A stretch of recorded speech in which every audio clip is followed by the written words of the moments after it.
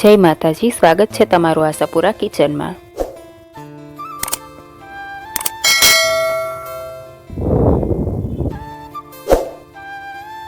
તો આજે આપણે બનાવીશું પાઉંભાજી એકદમ ઈઝી રીતે। તો તેના માટે મેં અહીંયા એક કુકર લીધું છે, તેમાં રીંગણા લીધા છે 1 બાઉલ જેટલા, અડધા બાઉલ જેટલા બટેકા, 1 બાઉલ જેટલું ફ્લાવર, અડધા બાઉલ જેટલા વટાણા અને આ બીટ લીધું છે લગભગ 2 નંગ જેટલું। બીટથી કલર એકદમ સરસ આવે છે, તમે સ્કીપ પણ કરી શકો છો જો ન ભાવતું હોય તો। પાણી લીધું છે 1.5 વાટકા જેટલું।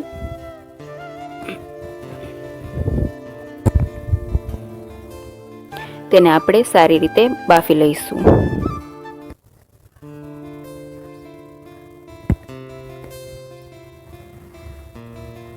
તો લગભગ 6 થી 7 સીટી થઈ છે, બફાઈ ગયું છે આપણું શાકભાજી એકદમ સરસ। આપણે ચેક કરી લઈશું।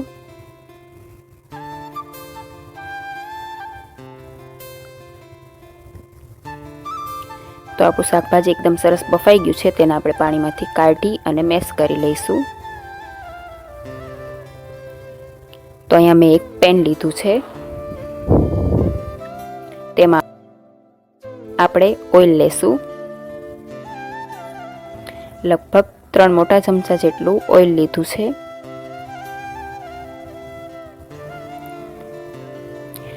તો તેલ સરસ આવી જાય પછી આપણે તેમાં 5 ચમચી જેટલી હિંગ લેશું। પછી તેમાં આપણે લગભગ 4 થી 5 નંગ જેટલી ડુંગળી લેશું। ડુંગળીને એકદમ સારી રીતે સાતળવાની છે, પિંક થાય ત્યાં સુધી સાતળવાની છે તેલમાં।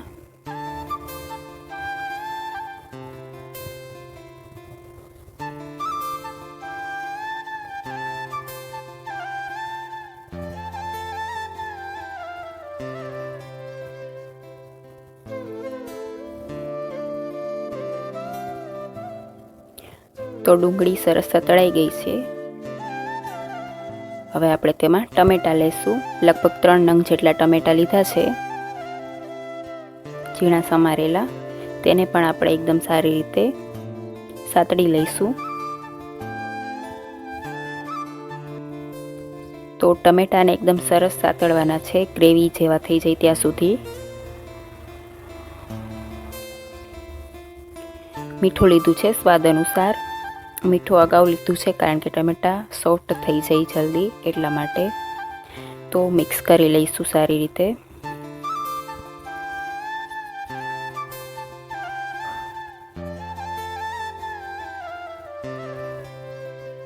તો તેને ઢાંકીને લગભગ 5 મિનિટ જેવું થવા દઈશું મીડિયમ ફ્લેમે। તો 5 મિનિટ થઈ ગઈ છે, ચેક કરી લઈ। તો ટમેટા એકદમ સરસ સોફ્ટ થઈ ગયા છે, તેને ચમચાની મદદથી મેશ કરી લઈશું થોડા, જેથી સરસ ગ્રેવી જેવું થઈ જાય ટેક્સચર।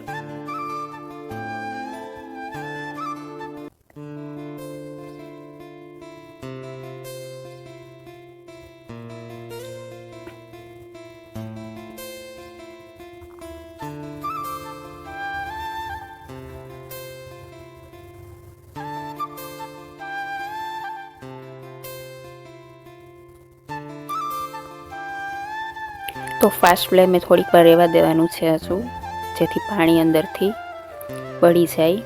તો હવે તેમાં મસાલા કરીશું। અડધી ચમચી જેટલી હળદર લીધી છે, 2 મોટી ચમચી જેટલો લાલ મસાલો લીધો છે, લાલ મરચું પાવડર લસણવાળું। તેને આપણે સારી રીતે મિક્સ કરી લઈશું।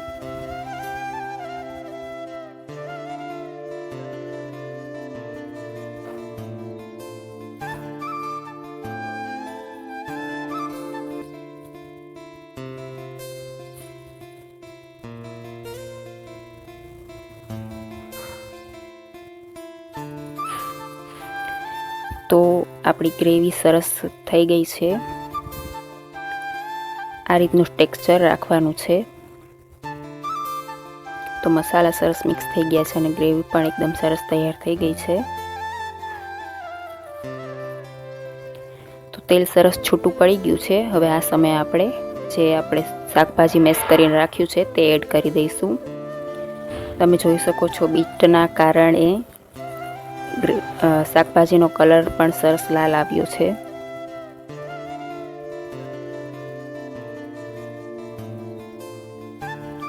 તો તેને એકદમ સારી રીતે આપણે મિક્સ કરી લઈશું।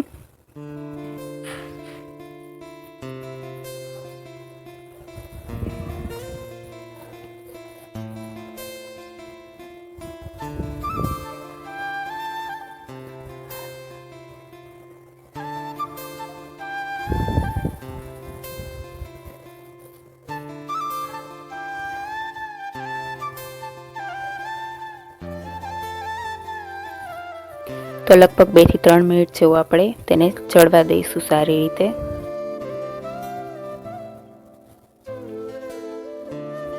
તો 2 થી 3 મિનિટ થઈ ગઈ છે। હવે તેમાં આપણે માખણ એડ કરીશું। તમે બટર પણ લઈ શકો છો, પણ આ ઘરનું માખણ લીધું છે, તેનો સ્વાદ વધારે સારો આવે છે।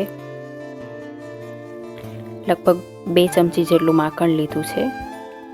આપણે સારી રીતે મિક્સ કરી લઈશું। માખણ નાખવાથી પાઉંભાજીનો કલર ચેન્જ થઈ જશે। માખણ નાખ્યા પછી આપણે થોડીવાર પકાવવાની છે, જેથી એકદમ સરસ સ્વાદ આવે અને કલર પણ સરસ આવે।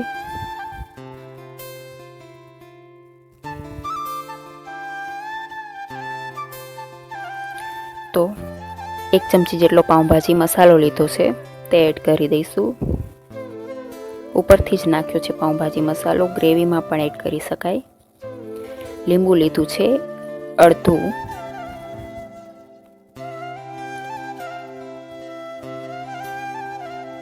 તો સારી રીતે મિક્સ કરી લઈશું।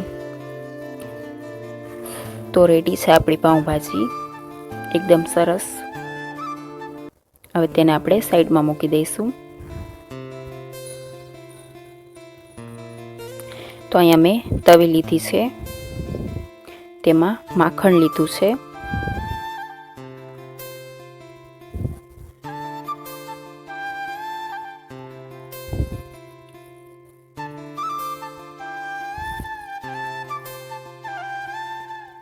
માખણ ઓગળે એટલે તેમાં આપણે 1 ચમચી જેટલી પાઉંભાજી લીધી છે, તેને સારી રીતે આપણે મિક્સ કરી લઈશું। થોડું માખણ લીધું છે, એકદમ સારી રીતે મિક્સ કરીને ફેલાવી દઈશું।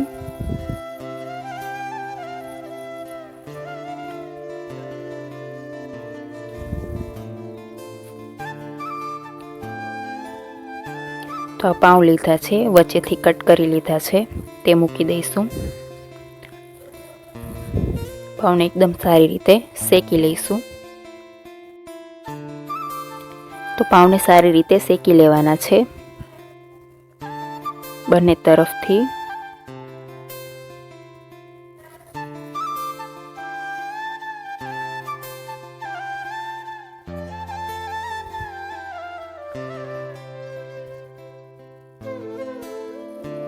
તો એક સાઈડ થઈ ગયા છે, બીજી તરફ પણ શેકી લઈશું।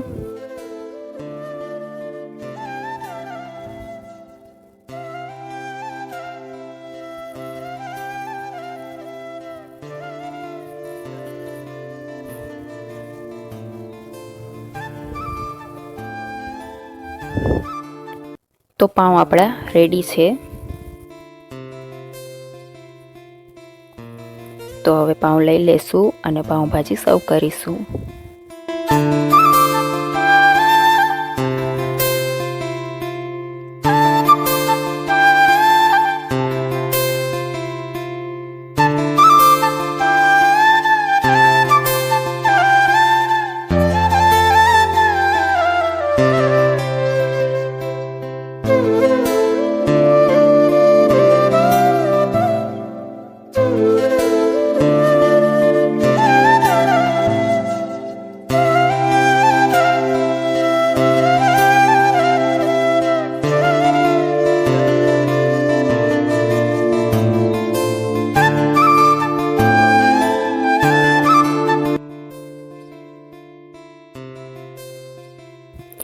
તો તૈયાર છે પાઉંભાજી, એકદમ ઇઝી રીતે ઝટપટ બની જાતી અને એકદમ ટેસ્ટી।